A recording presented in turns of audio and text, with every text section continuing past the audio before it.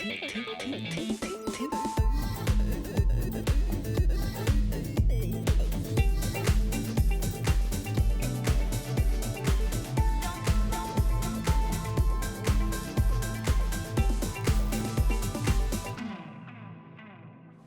club de lecture consacré aujourd'hui à la photographie à travers la vie de la théoricienne Susan Sontag et une histoire aussi de la contre-culture dans la photographie. Et au sommaire également, avec vous Sébastien Thème. Bonjour Olivia, oui, eh bien on entendra le réalisateur américain John Cameron Mitchell. Il va nous donner 3 conseils de lecture, 3 conseils queer. Et puis on rendra hommage au peintre de l'Outre Noir, Pierre Soulages, disparu mardi à 102 ans, Olivia. En plus de votre choix du jour, Sébastien Thème consacré à Pierre Soulages, à noter que les camarades de Livre Hebdo vous recommandent quant à eux 11 livres pour revisiter aussi en texte et en images l'œuvre du peintre de l'abstraction. Alors est-ce que vous aimez la photo, chers auditeurs? Est-ce que vous aimez aussi les livres qui vous en parlent ou qui en donnent à voir? Avec nous aujourd'hui, 2 invités. L'historien d'art Michel Poivert, professeur à l'université Paris 1 Panthéon-Sorbonne, auteur d'une contre-culture dans la photographie contemporaine, un beau livre édité par Textuel qui raconte une génération de créations photo des photographes, des artistes qui prennent le contre-pied des nouveaux standards de l'image, qui captent le réel avec parfois un matériel rudimentaire, qui cherchent à se distinguer de l'idée d'une reproduction fidèle de ce même réel. Bonjour Michel Poivert. Bonjour. Une génération qu'on pourrait qualifier ou que vous qualifiez comme telle, et je trouve intéressant, une génération qui a quitté la pente du progrès. Et elle est peut-être là la rupture. Oui, alors l'enquête que j'ai menée sur à peu près 25 ans, parce que c'est pas un phénomène nécessairement d'actualité, mais qui s'est ancré dans l'histoire, démarre au milieu des années 90, précisément au moment de la rupture technologique avec l'arrivée du numérique. Voilà, ce qui expliquerait peut-être le terme aussi de contre-culture, cette idée de pas de côté que vous avez choisi et essayé d'illustrer et de raconter à travers ce beau livre, leur rapport avec la technologie numérique. C'est un rapport tendu, si je puis dire, parce que la plupart de ces photographes, comme nous, l'utilisent au quotidien ou l'hybrident avec des technologies différentes, mais cherchent en tous les cas à rematérialiser l'image. Et ça, je crois que c'est quelque chose de fondamental. Dans une époque où on ne parle plus que de flux d'images et d'écrans, on a plus d'une génération d'artistes qui examinent, je dirais, les spécificités de la photographie à travers sa matière. Et ça, c'est vraiment passionnant. En tout cas, cette révolution technologique, et vous le racontez très bien, elle a permis, et on va voir comment, d'ouvrir les portes d'un changement de paradigme, assurément, chez cette génération d'artistes. Avec nous également l'écrivain et traducteur américain Benjamin Moser. Il élargit le propos de la photographie à la vie d'une grande personnalité. Il l'élargit ou il le personnalise, il l'incarne dans un monument biographique consacré à la dernière star littéraire américaine, sobrement intitulée Sontag. Sa biographie de Susan Sontag a obtenu le prix Pulitzer. Elle est aujourd'hui traduite de l'anglais par Cécile Roche chez Christian Bourgois. Susan Sontag, sa vie et son œuvre, difficile de les séparer. Autrice d'un essai qui a fait date sur la photographie ou encore d'autres livres où elle raconte notamment sa maladie. Elle fut aussi la compagne de la photographe Annie Leibovitz. Bonjour Benjamin Moser.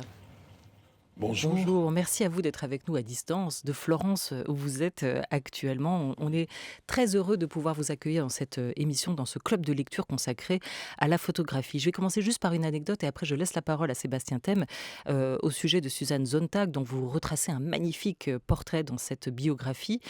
Elle était connue pour sa mèche blanche. Et c'était pas qu'une coquetterie, cette mèche blanche qu'elle arborait sur les photographies, mais un stigmate de sa maladie, de son cancer. Cette coiffure unique en son genre, écrivez-vous, pouvait identifier le visage qu'elle encadrait de manière très singulière. En ouverture de votre biographie dans l'édition française, des photographies prises par l'américain Peter Hujar, qui est connu lui pour ses portraits en noir et blanc, ses photos aussi de l'underground new-yorkais. Il y a cette série de photos d'elle donc, qui ouvre l'édition française de votre ouvrage. Quelle image gardez-vous en tête, vous qui en avez vu tellement passer, de Susan Sontag? Susan Sontag en une photographie, en une image, Benjamin Moser. En fait, vous parlez de la mèche blanche. C'était un des moments de triomphe du biographe. C'était le moment où j'ai trouvé le coiffeur à Honolulu qui lui a donné la mèche. Et c'était un truc tellement ridicule, même dans les médias, parce que en Amérique, on n'a pas l'habitude que vous avez en France d'avoir des stars intellectuelles. Ça n'existe pas chez nous. Donc, comment cette femme, cette fille qui était la fille d'un homme mort en Chine quand elle avait 5 ans et d'une mère alcoolique qui habitait le fin fond de l'Amérique, comment est-elle devenue une personne dont on pouvait parler de sa coiffure? C'était vraiment mystérieux pour moi. Et je savais que c'était important. Et quand j'ai trouvé la photo, après qu'elle était allée chez le coiffeur, j'ai compris quelque chose. C'était toute sa vie de Susan Sontag était liée avec des images qui étaient un peu ringardes, qui étaient un peu produites, qui étaient un peu fausses, comme beaucoup d'images. Mais c'est là, j'ai vu à quel point elle a été construite, cossue. Oui, et vous avez rencontré ce photographe. Alors, l'histoire de cette mèche blanche est à la fois liée à l'histoire de sa famille, de sa relation avec sa famille et à son cancer. Vous le racontez, la chimio ne lui a pas fait perdre ses cheveux, mais lui a blanchi toute sa chevelure. Et ce fameux coiffeur que vous avez pu rencontrer, prouesse du biographe Benjamin Moser, lui a fait une teinture, une couleur noire de jet. Il a laissé une unique mèche blanche, qui est celle que l'on retrouve sur la plupart des photographies de Susan Sontag, dernière époque. Qui était Susan Sontag, Sébastien Thème? On commence avec une petite introduction concernant la femme, l'œuvre aussi de Susan Sontag. Oui, essayiste, romancière, militante américaine, qui avait le combat chevillé au corps. Mais au fond, l'écriture est politique. Toutes les actes sont politiques. Voilà quelques mots en français de Susan Sontag. Elle qui quitte mari et enfant à la fin des années 50 pour étudier en Angleterre, à Oxford, puis en France, ville où elle va vivre enfin son homosexualité. Et c'est par un premier livre, un essai qu'elle se fait connaître, Notes on Camp, Notes sur le camp. En 1964, le camp, c'est une vision du monde, un état d'esprit, c'est le mauvais goût et l'ironie, au fond le kitsch, qu'elle va étudier dans tous les champs artistiques. Ce premier texte théorique va lancer sa carrière et faire d'elle une icône parmi les minorités et les amoureux de l'art, notamment avec son essai sur la photographie, vous le disiez Olivia, en 1977. Je vous propose d'écouter un auditeur, Stéphane, qui a étudié l'histoire de l'art tout en lisant Susan Sontag. Susan Sontag, c'est une essayiste que j'ai découvert il y a 20 ans pendant mes études artistiques, avec notamment ce livre merveilleux qui est Devant la douleur des autres, un livre qui traitait de la photographie notamment et de comment montrer la douleur, pourquoi la montrer, qui la montre. C'était un livre super important qui interrogeait donc cette monstration de la douleur, hein, notamment est-ce que l'on ne devient pas un petit peu voyeur et qui interroge toujours hein, le rapport à la fiction, le rapport à la réalité. J'aurais aimé qu'elle soit présente pour nous faire part de ces réflexions quant à notre consommation exubérante d'images que l'on peut avoir sur nos smartphones notamment et via les réseaux sociaux. Alors il ne s'agit pas forcément tout le temps de la douleur et de la guerre, bien entendu, mais je pense que c'est des choses qui sont à traiter actuellement. Et Susan Sontag a été très importante, en tout cas pour moi, et sur ce rapport à la photographie. Michel Poivert, comment Sontag aurait regardé notre monde, notre époque où l'image, les images ont pris une place si importante? Je dirais, si on renvoie à la première période de Sontag et la photographie, hein, dans les années 70, où elle est très proche de Roland Barthes d'ailleurs, hein, dans son analyse, elle pose, je crois, radicalement la question du caractère illusoire des images médiatiques. C'est une des grandes critiques des médias dans les années 70. Et puis la deuxième période auquel on fait ici allusion, c'est-à-dire Devant la douleur des autres, qui est pour moi quelque chose de plus profond, plus essentiel, qui est la question de la condition humaine et de l'image médiatique. Et d'ailleurs, dans cet ouvrage-là, Devant la douleur des autres, elle se confronte à la création photographique, alors qu'au préalable, elle était plutôt sur la question des médias de l'image. Et il y a eu, pour moi, dans ces 20 ou 30 années qui séparent ces essais, une forme de réconciliation chez Sontag avec l'image à travers la création. C'est vraiment quelque chose de très troublant. Elle est décédée en 2004, c'est-à-dire qu'elle a connu quand même les débuts de cette révolution technologique qu'on évoquait ensemble, Michel Poivert. Quelle théoricienne de la photo était-elle? Comment elle a renouvelé la discipline? Je crois que quand on se replonge dans le texte de 77, dans la caverne de Platon, il nous explique finalement que nous, les êtres ultramodernes, nous ne sommes pas très différents des primitifs qui prennent finalement les ombres et les lueurs pour la réalité. Et en revenant aux fondamentaux de ce que représente l'image comme illusion du monde, elle repose vraiment les bases d'une théorie de l'image. Et je crois qu'elle a vraiment aujourd'hui une place considérable dans ce qu'on peut penser et imaginer être une critique de la modernité aujourd'hui. Benjamin Moser, même question qu'à Michel Poivert, hein. Qu'est-ce qu'elle a apporté à la photographie par son regard, Suzanne Sontag? Vraiment, dans la théorie de la photo, il y a un avant et un après Sontag. Et c'est sûr que, surtout aux États-Unis, elle avait pris un discours qui était notamment franco-allemand, si je peux dire, et l'a ramené au pays de la célébrité par excellence, qui était les États-Unis, et qui a fait d'une façon, ce qui m'a passionné dans sa biographie, c'était justement comment elle est devenue la chose qu'elle avait décrite, qui était un truc un peu radical. Dans le livre dont on parle, sur la photographie, elle décrit déjà comme une personne torturée ou mourante puisse être transformée dans quelque chose de matériel, de vendable. Et c'est exactement ce qui est passé avec elle dans ces derniers jours. Quand sa compagne Nanny Leibovitz a pris des photos d'elle, il y avait une énorme discussion là-dessus, si on avait le droit de montrer cela avec ou sans le consentement de la personne retraitée. Et c'était un truc vraiment très émotionnel. J'ai parlé aux deux camps, disons, du côté de son fils David et du côté de Dani, sa compagne. Et on voit que c'est vraiment, on peut rester dans la théorie, on peut rester dans la philo, mais on voit vraiment que c'est quelque chose de très émotionnel, de séismique presque. Et c'est elle qui l'a décrit, et c'est elle qui l'a aussi vécu. Votre français est parfait, hein, Benjamin Moser. Merci d'être avec nous pour cet entretien dans la langue de Molière. Elle disait en effet: une des méthodes que la photographie a pratiquées avec succès constant consiste à transformer les êtres vivants en choses, les choses en êtres vivants. Cette phrase, vous venez de nous l'expliquer et elle figure dans votre biographie de Suzanne Sontag. Sébastien Thème. Benjamin Moser, j'évoquais ce premier livre sur le camp, qui reparaît d'ailleurs chez Bourgois également. Est-ce que vous auriez une définition plus précise de ce terme camp? Ouais, c'est quelque chose qui a très souvent été mal compris parce que on pense que c'est quelque chose de marrant, quelque chose un peu homosexuel, un peu ironique, un peu je sais pas quoi. Mais en fait, on voit chez elle, dans cet essai qui est magnifique, que je viens de relire il y a quelques jours pour un autre interview, que vraiment c'est quelque chose de très complexe et c'est quelque chose de très sérieux qui ne réussit pas à être sérieux, qui essaie d'être sérieux et qu'on trouve amusant parce que justement il y a une espèce de, de désastre là-dedans. Mais c'était quelque chose qui a été ironisé, et c'était surtout un style gay, un style homosexuel qui avait resté aux marges. Maintenant, il y a tellement de revendications de sexualité, de genre, que je pense qu'on ne perçoit pas à quel point c'était radical en 1963, juste d'évoquer, elle ne le dit pas explicitement, mais d'évoquer un style homosexuel, c'était vraiment radical. Et j'ai retrouvé dans les archives des lettres qui ont été écrites au New York Times pour dénoncer cet essai comme la fin de la religion et de la nation. Et on trouve que c'est marrant, mais on ne trouve pas que c'est la fin de la nation quand même.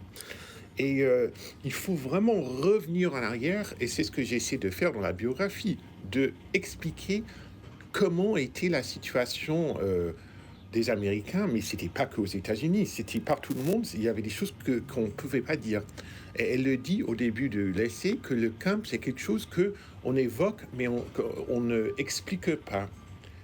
Et c'est vraiment un chapitre d'histoire culturelle radicale et fascinante.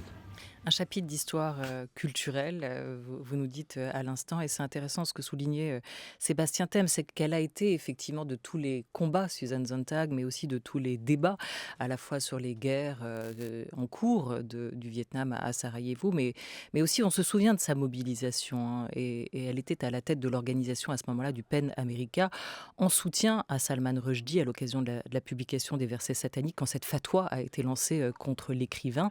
Elle a donné de sa voix, elle a mobilisé les écrivains autour d'elle à ce moment-là. Et on se demande si l'époque était au courage quand on voit le silence ou le presque silence, hein, Benjamin Moser, qui a eu lieu lors de cette nouvelle agression de l'écrivain Salman Rushdie. Oui, c'était quelque chose que elle avait vraiment, elle avait été toute sa vie, depuis petite, elle avait senti que la culture, que la littérature, que l'art, c'était quelque chose pour lequel il valait la peine de mourir. Quand elle était adolescente en Californie, elle avait évoqué même avec un ami combien d'années on donnerait pour donner 5 ans de plus à Igor Stravinsky.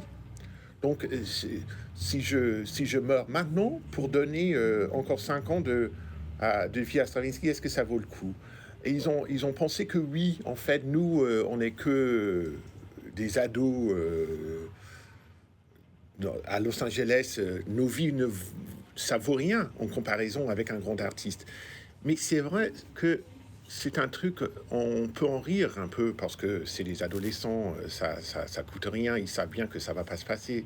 Mais toute sa vie, elle a gardé quand même cette impression de ce que vaut l'art, de ce que vaut la société libérale, la parole libre, tous ces clichés un peu qu'on parle. On dit beaucoup, mais on s'y attend pas. Ça va pas me coûter la vie à moi si la parole libre. Mais si elle veut vraiment mettre sa vie au service de ses idées, et c'est ce qu'elle a fait en Bosnie. Elle est allée 11 fois à Sarajevo depuis 92. Et elle a aussi été la plus grande, la plus importante défenseuse de Rushdie aux États-Unis. Ouais. Et lui, il m'en a beaucoup parlé. Il a dit que ce qui était fascinant chez Suzanne, c'était qu'il y avait la bonne Suzanne, il y avait la mauvaise Suzanne. Que la mauvaise pouvait être une monstresse complète, mais la bonne était vraiment une sainte qui était prête à se donner la vie. Et ça, pour moi, comme biographe, c'est un sujet d'une richesse inépuisable. Voilà, explorer ces deux facettes. Et c'est exactement, c'est intéressant, comme ça que la peintre américaine Joan Mitchell se définissait aussi. Elle disait d'elle-même qu'il y avait la bonne et la mauvaise, la gentille et la méchante Joan Mitchell. Vous le dites et vous le racontez à travers toute cette biographie, Benjamin Moser, sa vie et son œuvre étaient difficiles à distinguer. Elles se confondaient en permanence aussi. Et même vous vous interrogez de savoir comment, avec des livres aussi compliqués à lire et à comprendre, elle est devenue une personnalité aussi célèbre. C'est peut-être parce qu'elle avait placé, dites-vous, le rêve au cœur de sa vie et qu'elle lui accordait énormément d'importance. Michel Poivert, je me tourne vers vous sur cette contre-culture de la photographie que vous nous racontez aujourd'hui dans ce beau livre qui paraît chez Textuel. Quelle est la définition que ces artistes, ces photographes de cette contre-culture donnent de la photographie? Elle semble s'être dissoute dans l'image. Elle semble aussi se mélanger avec les autres disciplines artistiques. Elle semble aussi intégrer toutes les sciences humaines. On évoquait cette passion pour les sciences de cette génération-là. Quelle est tout simplement la définition de la photographie qu'ils vous en donnent à travers leurs images ou leurs témoignages? Oui, à travers les images et les témoignages, c'est-à-dire qu'en fait, le terme de contre-culture vient coiffer une grande diversité de pratiques aujourd'hui. Il n'y a pas de manifeste, il n'y a pas de théorie, mais je dirais que s'il y a une thèse qui court dans l'ouvrage à travers toutes les approches que nous offrent les photographes d'aujourd'hui, c'est que la photographie n'est pas qu'une image. Je crois que ça, c'est vraiment fondamental parce que, effectivement, on a eu un discours extrêmement puissant dans les années 1990 avec l'arrivée du numérique, sur l'obsolescence de la photographie et finalement cette dilution de la photographie dans la catégorie générale des images, dans les flux des images. Et on se rend compte qu'en fait, c'est pas le cas chez ces artistes parce qu'ils ont comme travailler au corps le photographique en allant rechercher les fondamentaux du photographique, à la fois la chambre obscure, à la fois la photosynthèse, à la fois la révélation d'images, à la fois la matérialité des papiers. Et finalement, en une phrase, je dirais qu'aujourd'hui, ces artistes font de la photographie sans nécessairement faire des photographies. Et c'est ça qui est fascinant dans ce corpus, qui est a priori extrêmement hétéroclite. Mais en réalité, ce qui les réunit, c'est qu'il y a à l'intérieur de chacune de ces matérialités, de ces expériences, quelque chose qui ne se résout pas dans l'image. Et dans bien des cas, ce ne sont pas des images, et ce sont purement du photographique. C'est ça qui est assez fascinant. Oui, et contradictoire, ou paradoxal en tout cas. Parce que vous Paradoxal dites, a priori. ce ne sont pas, pour eux, ce ne sont pas des images, mais ça n'est pas non plus la photographie, une technologie, ni un médium, hein. On a vraiment quitté le champ de ce boîtier de la mélancolie pour parler de la photographie à la manière de Roland Barthes ou de Denis Roche. C'est autre chose pour eux. Ce n'est pas ça, pas ça, pas ça, mais alors, c'est quelque chose d'autre. Oui, alors ce qui est intéressant, c'est que ces pratiques hétérodoxes, moi je parle de photographes non pratiquants. C'est-à-dire qu'en fait, ce sont des gens qui activent les principes fondamentaux de la photographie, mais qui l'amènent vers l'objet, vers la performance, vers l'installation, vers la substance même. Et un cas qui est tout à fait intéressant, c'est la manière dont certains et certaines de ces photographes vont aller chercher parfois dans des matériaux périmés, par exemple, hein, c'est-à-dire des papiers anciens qui ont été oubliés, et comment ils vont les retravailler, aller chercher le hasard, et finalement, j'allais dire, traquer sous l'image ou dans l'image la matérialité des corps du photographique. Et c'est pas du tout quelque chose qui est de l'ordre de la pure passion expérimentale, c'est quelque chose qui traduit, je crois, très profondément notre époque. Retrouver de la matière là où il n'y en a plus, faire des expériences, mettre en jeu le corps, et se reconnecter à la réalité. Et c'est pas pour rien que le rapport aux sciences que vous évoquiez se joue par rapport à la question de l'écologie. Par exemple, comment on Voilà. va faire des images ou ce qui pourrait sembler être que des images avec de la matière végétale, par exemple, avec des bouts, avec tout un tas de matériaux qui n'ont rien de nouveau, mais qu'il faut réappréhender. Ils Donc, sont complètement en prise avec leur époque, pas simplement par les sujets dont ils traitent, mais, comme vous le dites, par la manière même, par le matériau même qu'ils utilisent. Et ça, c'est une rupture particulière dans l'histoire de la photographie qui crée ce mouvement de contre-culture que vous nous racontez. Sébastien Thème, je me tourne vers Oui, vous.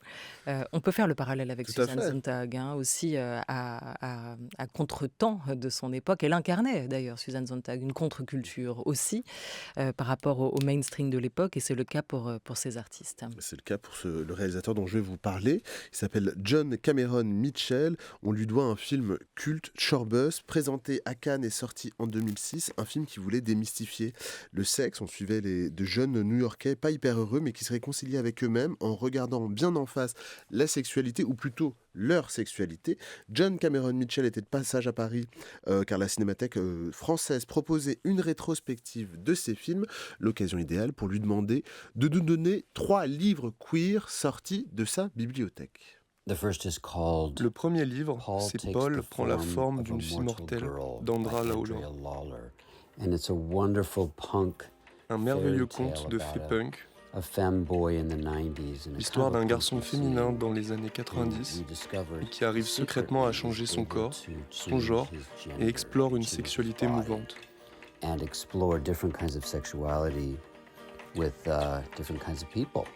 J'adorerais pouvoir l'adapter en série d'animation un jour.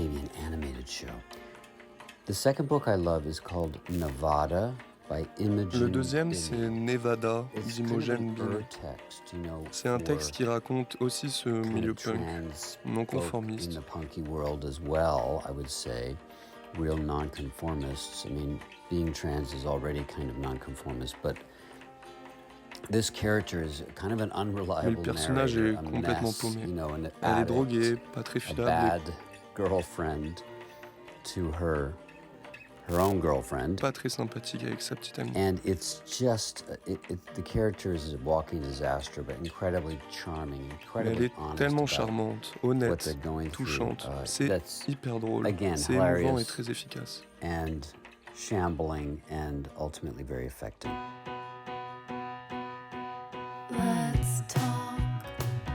The third book I love Enfin, le dernier livre, is more of a science fiction romance. c'est de la science-fiction romantique.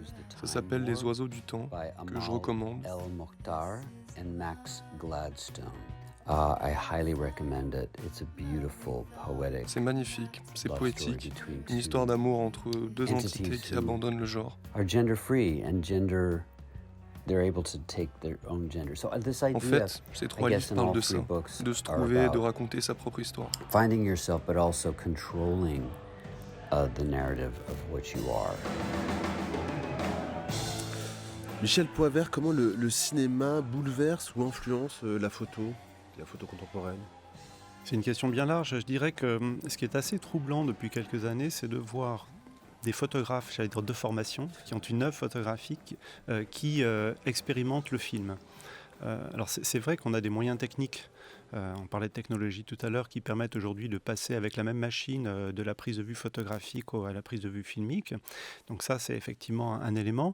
Mais le second, c'est que finalement, on a l'impression que des photographes, je pense à Valérie Jouve ou Laura Hainaut aujourd'hui, ont une production filmique qui est une sorte, non pas d'extension, mais de radicalisation du travail photographique, comme si finalement la question du temps, qui est toujours un moment saisi, ne peut pas se résoudre que dans la série, qu'il faut aller jusqu'au film pour aller approfondir les situations, notamment les situations auprès de ceux que l'on photographie, s'immerger, passer du temps. Alors, il n'y a pas nécessairement une tendance de la photographie vers, moi je dis pas le cinéma, je dis le film comme médium, mais en tout cas, c'est une possibilité beaucoup plus ouverte qu'elle n'avait pu l'être jusqu'à présent.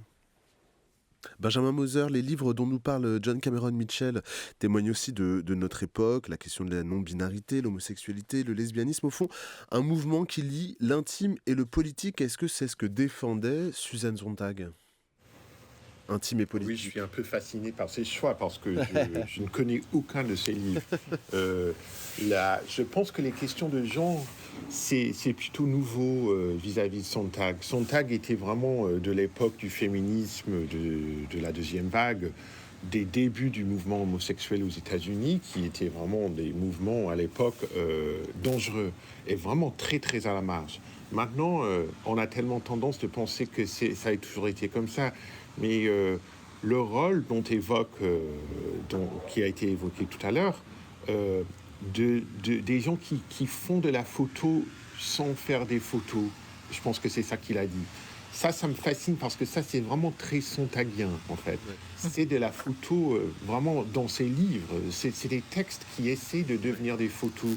Si on regarde ses premiers romans, par exemple, qui a été écrit à Paris sous l'influence du nouveau roman et de Marianne Bad et toute cette époque de fin des années 50, c'était en fait des efforts de faire des romans sans faire des romans aussi, de refaire un monde qu'on pensait que le monde c'était tellement catastrophique après les 2 guerres mondiales qu'il fallait la refaire, il fallait retrouver des bases. Et même dans l'architecture, on a vu ça dans la peinture, on a parlé de Pierre Soulages qui a essayé d'aller jusqu'à la pureté des couleurs, du noir, du blanc. Et c'était le même effort, je pense, de nous donner les moyens de refaire nos propres vies jusqu'à des questions de genre, qui étaient des choses qu'on pensait qui étaient fixes. Et bien maintenant, on voit que c'est pas si fixe que ça et qu'il y a beaucoup de possibilités de nous réinventer d'une façon dont je pense que Susan Sontag aurait été très fière.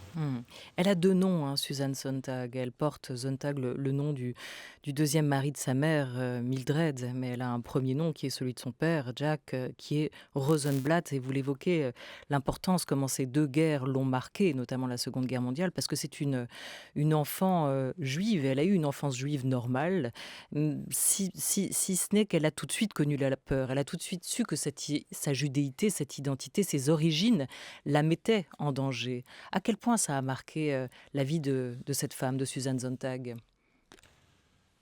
Susan Sontag est née en janvier 1933, donc juste avant l'arrivée d'Hitler au pouvoir. Ouais, 2 semaines avant, 1 semaine avant. Et puis comme tout, même si elle a eu la chance de naître aux États-Unis, elle savait très bien que ça la mettait en danger. Et puis quand son père est mort, quand elle avait 5 ans, et sa mère, comme vous avez dit, s'est mariée avec un autre homme, elle a pris son nom. C'est vraiment marrant de penser si elle s'appelait Susan Rosenblatt, est-ce qu'elle aurait pu faire ce qu'elle a fait? C'est vraiment un peu mystérieux. Je pense, j'ai beaucoup pensé à ça parce que Susan Sontag, c'était un nom tellement poétique presque. Et je ne sais pas comment c'est en français, mais en américain, ça marche très très bien. Et est-ce que si elle avait eu un nom tellement juif, est-ce qu'elle aurait pu faire ce qu'elle a fait? c'est un peu mystérieux. Mais je pense que depuis petite, elle savait que d'être juive était dangereux. Mais surtout, c'était le fait d'être lesbienne qui était dangereux. C'était ça qui était le grand drame, je pense, de sa vie, À au moins au l'époque, début. ouais. Michel Poivert, c'est intéressant, à travers cette biographie de Suzanne Sontag, on voit comment, à cette époque en tout cas, les intellectuels et les artistes faisaient communauté réellement. Quand on voit toutes les personnes que Suzanne Sontag a croisées dans sa vie, avec qui elle dînait, avec qui elle sortait, est-ce que ces artistes, ces photographes dont vous nous parlez dans cette contre-culture de la photographie contemporaine, sont aussi très individualistes à l'image de l'époque, ou est-ce qu'ils font quand même communauté à travers leur art, à travers leurs photos? Moi, je fais communauté avec eux, en tout cas. C'est-à-dire que je pense que je passe rarement une journée sans parler ou rencontrer un artiste. Euh, c'est une vraie question. Est-ce qu'il y a une communauté? Je pense qu'il y a des familles qui sont souvent des phénomènes générationnels ou de gens qui ont suivi les mêmes écoles ou qui se retrouvent dans les mêmes galeries, par exemple. Dire qu'il y a une communauté serait peut-être une communauté un peu éclatée. Mais l'utopie d'un ouvrage comme celui-ci, c'est outre le fait de tenter de mettre une grille de lecture sur l'époque, C'est de les faire dialoguer. c'est de les faire dialoguer dans le livre, peut-être dans une exposition, de les réunir. Moi, je sens qu'ils sont tous très proches. Ils viennent du monde entier, on n'a cité aucun nom, mais quand même. Oui, ils viennent juste du pour le monde dire. entier, ils viennent de générations différentes, hommes ou femmes. Et en réalité, moi, le vœu que je crois que je forme avec un livre comme ça, c'est qu'ils se retrouvent ensemble, au moins dans un livre. Et les retours que j'ai, parce que le livre commence à se diffuser auprès d'eux, c'est qu'ils sont plutôt contents d'en être. Et pour moi, ça, c'est vraiment une grande fierté. Et Paris réussit, assurément. Sébastien, ça on va rendre hommage à un artiste disparu hier qui appartient à cette génération d'avant, 102 ans. Pierre Soulages est décédé hier. Absolument. Ouais, on a appris sa disparition hier, peintre à la renommée mondiale. Il avait inventé l'outre noir. On va l'entendre justement en parler, évoquer cette outre couleur. C'est pas tellement un souci de contrôle qui me fait choisir le noir, c'est un souci d'intensité. D'intensité sur le plan plastique, mais aussi sur l'arrière-plan, qui est finalement la qualité poétique que l'on peut tirer de certains contrastes, de certaines oppositions, de certains passages. Alors, figure majeure de l'art contemporain en France et dans le monde, il a créé pendant plus de 8 décennies, né à Rodez en 1919. Pierre Soulages a vécu une guerre mondiale, a été découragé par les Beaux-Arts de Paris où il souhaitait étudier, est initié à l'art abstrait par Sonia Delaunay et commence à exposer à la fin des années 40. En 1979, il invente donc l'outre noir. Qu'est-ce que c'est que l'outre noir, Michel Poivert, si vous pouvez nous donner? J'ai un historien de l'art en face de moi, alors peut-être que vous pouvez nous... Non, moi j'ai une énorme admiration, je crois, comme beaucoup, pour cet artiste. En prenant ma casquette d'historien de la photographie, je dirais que c'est peut-être l'anti-photographe le plus exceptionnel, mais parce que je crois que si on s'essaye à photographier un tableau tel qu'il les a réalisés, on voit bien que c'est que de la lumière. Et c'est ça qui est assez étonnant. Et je crois que c'est pas si loin de la problématique de la vision. C'est-à-dire qu'est-ce qu'on voit. Ça, c'est extrêmement touchant. Alors Pierre Soulages a fêté ses 90 ans au Centre Pompidou, ses 100 ans au Louvre. En 2014 est inauguré le musée Soulages à Rodez, sa ville natale, un lieu construit et pensé pour accueillir ses œuvres. Un projet qu'il a accepté pour sa proximité avec l'abbatiale de Conques, un village près de Rodez, un lieu dont l'architecture l'avait bouleversé à l'adolescence. Pour en savoir plus sur la vie et l'œuvre de Pierre Soulages, vous pouvez vous procurer l'ouvrage dans la peinture, des entretiens avec Anne-Camille Charliat, c'était publié en 2019 chez Hermann Oliver. Et c'est votre choix de lecture pour revenir sur l'œuvre de Pierre Soulages. Merci beaucoup Sébastien Thème, l'intériorité dans la peinture. Je vous renvoie aussi vers les livres de nos invités. Suzanne Sontag était une écrivaine, mais elle était aussi une grande lectrice et beaucoup de photos ont été prises de sa bibliothèque. Elle lisait de tout, à tout moment, à tout instant. Benjamin Moser, merci beaucoup d'avoir été avec nous. Sontag, votre biographie publiée chez Christian Bourgois, qui a reçu reçu le prix Pulitzer, vient de paraître, traduit de l'anglais par Cécile Roche. Merci mille fois à vous, Michel Poivert. On n'a pas cité de nom d'artiste, mais ils sont tous là en photo dans ce beau livre où vous les faites dialoguer. Cette contre-culture dans la photographie contemporaine qui paraît aux éditions textuelles. Je vous invite, concernant Pierre Soulages, à réécouter la très belle émission d'Arnaud Laporte et de son équipe Affaires culturelles qui lui était consacrée hier. Il est 13h25 sur France Culture.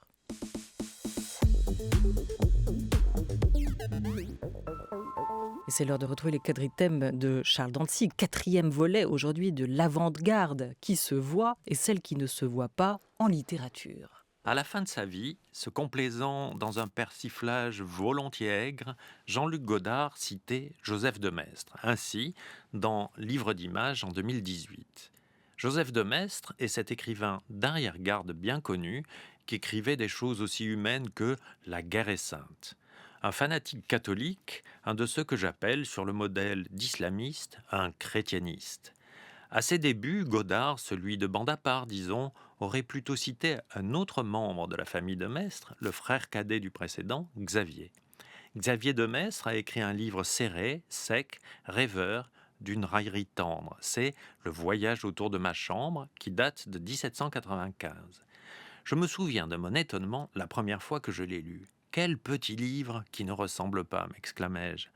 Je me trompais, mais j'avais une vingtaine d'années et n'avais pas encore lu le livre dont celui-ci est une émanation, le Tristram Shandy de Laurence Sterne. Je vais vous faire un aveu scandaleux, je n'aime pas beaucoup le roman de Sterne que je trouve facétieux, statique et assez vain. Il n'empêche qu'il a eu une grande influence, jusque hors d'Angleterre, durant tout le XIXe siècle. Balzac le cite souvent, et Xavier de Maistre reconnaît avoir été influencé par lui, en passant par une simple mention « Mon oncle Toby ». Cet oncle Toby est celui du narrateur du Tristram Shandy. Une autre influence est la façon d'écrire les noms propres en italique. Cela donne un petit effet d'épingle dans le corps d'un papillon mort. Les ironistes purs, qui n'ont jamais grand cœur, aiment traiter les êtres humains de façon dédaigneuse. Un jeune officier qui s'est battu en duel est mis aux arrêts dans une citadelle. Enfermé dans sa chambre, il rêve, il musarde. Voici un des rares romans à personnage unique. Si je dis roman, c'est que rien n'indique que le narrateur soit Xavier de Maistre. Le voyage autour de ma chambre est à sa façon un pamphlet contre les romans d'aventure. Il montre que les romans, pour être passionnants, n'ont pas besoin de ce qu'on appelle action et qu'on devrait plutôt appeler agitation. Et ça, un roman où il ne se passe rien, c'était extrêmement d'avant-garde à la fin du XVIIIe siècle, où les romans étaient principalement des récits de mariage ou d'aventure. Une avant-garde qui ne s'est pas vue. Xavier de Maistre n'était pas un écrivain de métier, mais un militaire qui se délassait par des publications, et on n'a pas plus fait attention que cela à son livre, se concentrant sur le Sterne paru un an plus tôt et d'ailleurs plus vaste. Selon le narrateur, l'homme se compose d'une âme et d'une bête. La première donne des instructions à la seconde, qui est distraite, et alors que l'âme se promenait, elle se retrouve en imagination, tout d'un coup, à la porte de la personne qu'on aime. L'ironie est finalement peu présente dans ce bref livre, qui est un modèle d'indulgence. Xavier de Maistre lui a écrit une suite, L'expédition nocturne autour de ma chambre, dont je voudrais pour finir citer une phrase que je crois très utile. J'ai remarqué dans les voyages ordinaires que j'ai faits parmi les hommes qu'à force d'être malheureux, on finit par devenir ridicule.